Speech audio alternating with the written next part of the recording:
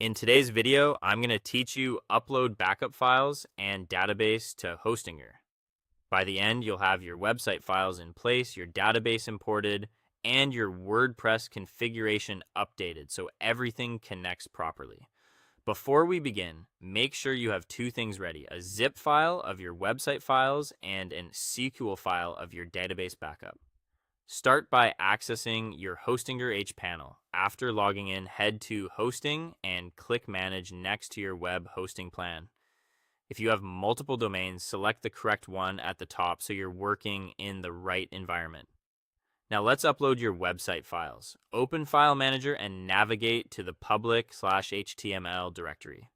This is the main web root where your site will live.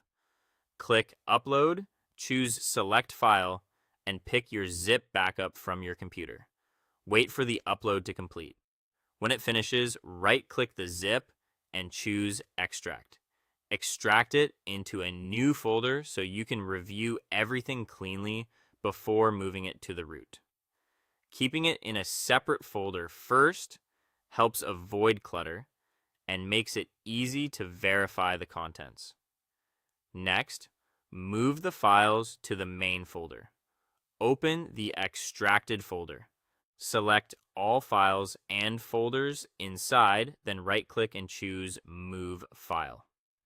Set the destination to public HTML. Confirm the move. After this, your site files should be directly inside public HTML, not nested inside an extra subfolder.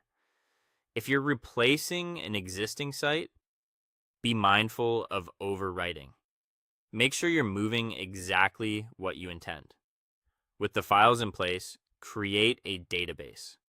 Go back to the hosting dashboard, open databases, and then management. Add a database name, create a username, set a strong password, and click Create. Save these credentials somewhere secure. You'll need them in a moment. Now import the database. Click Enter PMyAdmin for the database you just created. In PMyAdmin, choose the Import tab, click Choose File, select your SQL backup, and click Import. Wait for the confirmation that the import finished successfully. Finally, connect WordPress to this database. Return to File Manager and locate wp-config.php inside public/HTML. Open it for editing. Update the values for DB name with your database name, DB user with your database username, and DB password with your database password. Save the file. That's it. Your files are in public HTML, your database is imported, and WordPress now points to the correct database. Give your site a refresh in the browser, and you should be good to go.